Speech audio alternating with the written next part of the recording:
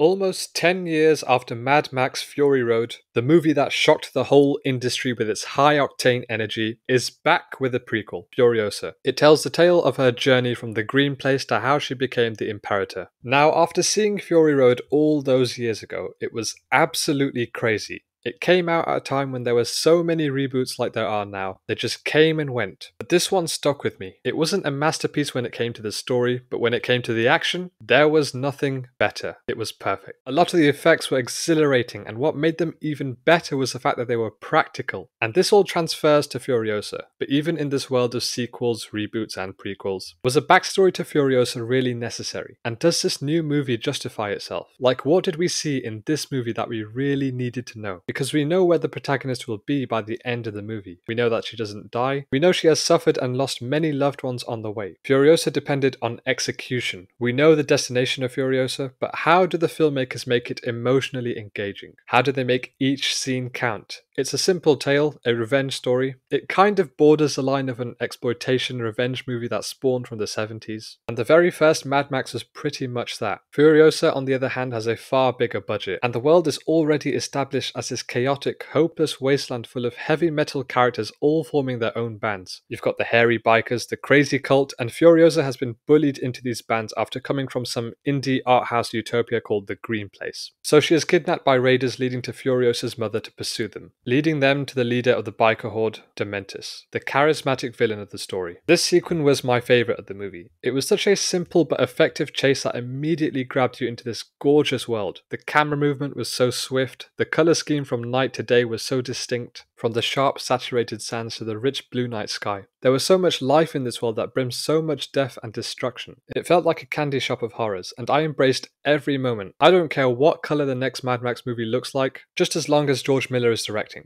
Ah, blue, yellow, pink!